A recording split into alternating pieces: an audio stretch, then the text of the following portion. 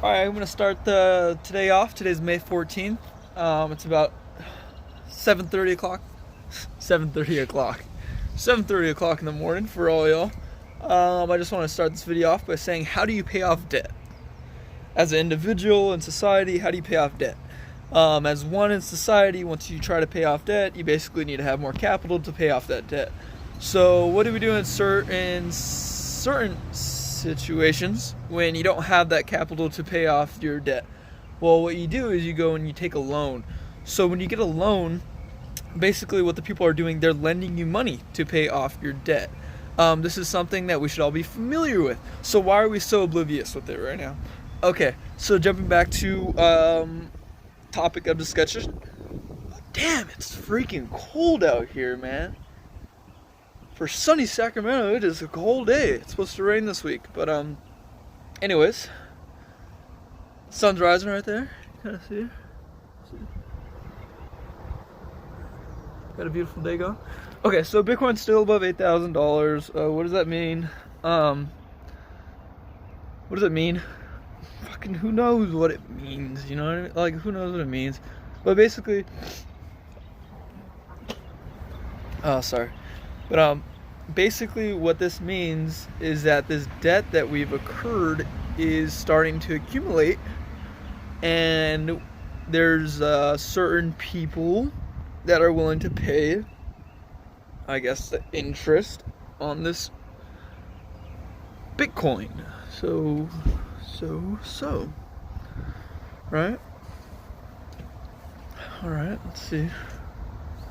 What's up, Chris? Good luck, baby.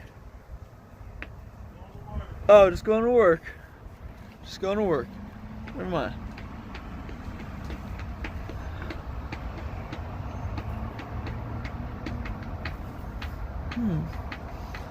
Alright, let's get back on track. That's just my assumptions, that's just my observation, that's just simple economics. And then there's also parabolic trav. And there's also some other guys. So parabolic trav is basically saying that Bitcoin's always in a parabola phase. It's a hyperwave. That's a different analysis. But you know, my smile back, you know, where are my retainers?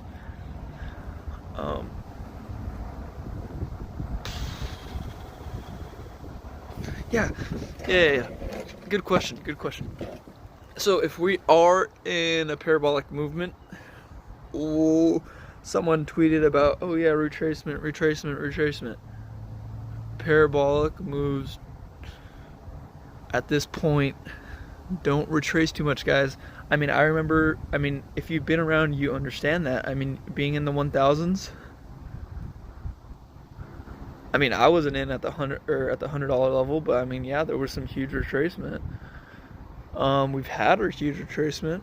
We haven't came back down yet to $2,000, which I'm still expecting, but Bitcoin you can't expect, right? So what's to say that we're not going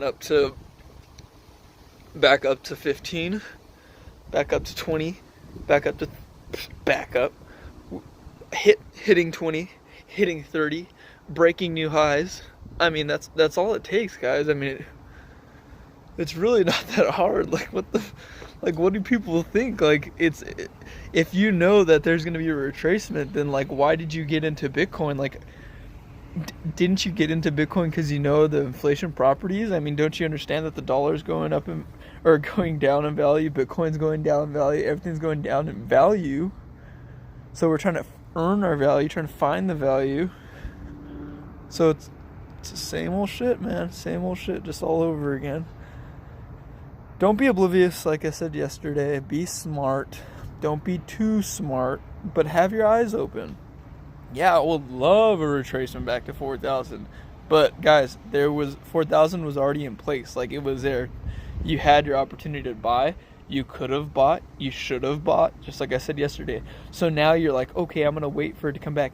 Yeah, my trend analysis and everything like that says the same damn thing. But there's other people out there that want the same damn thing. So when that happens, Okay, you think there's people out there shorting or selling their $12,000 position when they know that they got in, say, at that $4,000 price? No, they know that they can go back up to $18,000. They know that they can go up to $30,000. Yeah, you might see a great sell-off at around that $9,000 range, 9,500, 9,600. You know, I think my mark currently is at like 10.7. 10.7, you know, I kind of want to see that breakout, and then people get a little excited, and then us fail the breakout. I feel that's more reasonable than hitting that 9,500 spot that everyone wants to see. I see.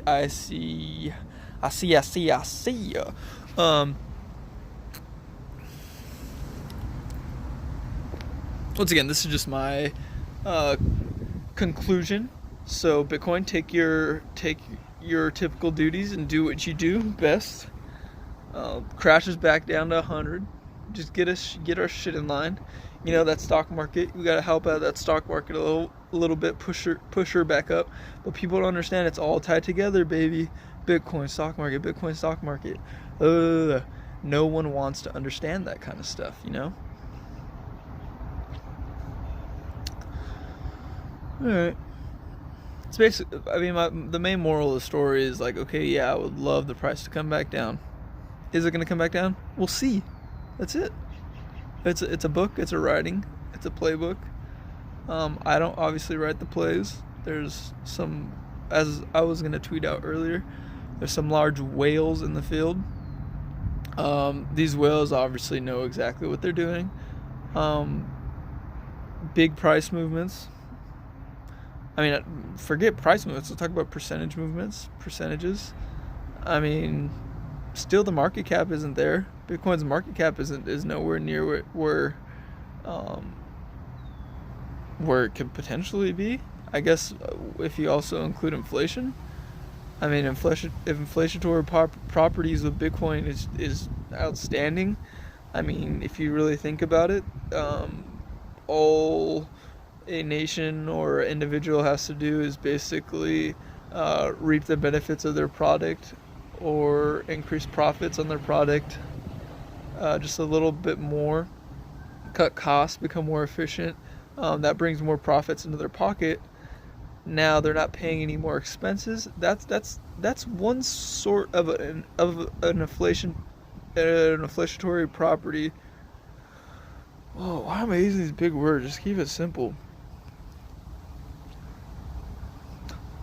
So bringing more profit back to your pocket at the end of the day it can cause inflation to the other people around you. This is something that I wrote back in my paper back in 2014. These large corporations, they are able to make large amounts of money quicker, faster than, say, an individual like me. For myself, say I'm going to working a 9 to 5. I have that 9 to 5 paycheck throughout the week. That is something that I earn on a weekly basis, correct? So these large corporations, knowing that the market is hot, now in return has me spending my 9 to 5 paycheck, say within my week span, so that cash is not really in my pocket, it's going back to these large corporations. But now what if this corporation is able to get me to spend that money, say on the first day that I get my paycheck, right? They understand that the money's good right now. They want us to spend it, but it goes back to their pocket. Then now where does that money go? Now that money goes into investment. So what are these companies doing? Yeah, they're investing in technologies. They're investing in more efficient practices, more artificial intelligence, more data analysis, more autonomous solutions. So what does that mean? That means that these companies are getting rid of some of their larger expenses, such as their labor force. They're becoming more efficient with their products, their materials that they're using. They're having less debt to incur. But at the same time, they're also incurring a new debt, a technological debt, and something that they're kind of capitalizing on in itself by them investing in these autonomous solutions, investing in this in these technologies is also help feeding into the technology sector. This is giving money to these large corporations who are in the tech sector, right? So once again, it's giving the money back to the tech sector. The tech sector understands that technology is capable of producing a lot of product at a more efficient rate. 24/7 around the clock. No breaks. I mean, you just need a little bit of maintenance. That's all you need. So once again, so you're just feeding these big giants. I'm just breaking it down for you. I mean, you're feeding these big giants. So what do you expect them to do? You expect them to earn more money. Like what can you possibly expect? Like, that's why they're there, right? They're there to earn more money. So how does this play into everything? Who knows? But these large corporations obviously want to make money. Most of them being large tech companies. I mean, like, it's simple analysis, man. Simple. Alright, we're hitting the 10-minute mark again. These videos get too long for me to rewatch. So, remember, watch this video, review, analyze, and put your comment in the description, or make sure to leave a comment.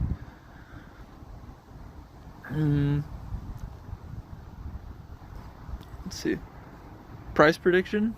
I don't have a prediction. We're at that open waters right now, guys. I mean, the trend is obviously going up. Like yeah, let's see if we hit resistance. Let's see where it's truly marked at. I mean, right now it's at that, say, 8,300, 8,000 level. So can we break above that 9,000 level? Yeah, sure, we can. And then what happens next? Like, do we hit that 10,000 level? Yeah, sure, we can. Can we drop back down to 6,000? Yeah, sure. Like, that's what I don't get. Too much trust, too much people believing in their analysis a little too much, and they don't understand that there's also another market out there that we're not taking into account. So stay avid, stay awake, and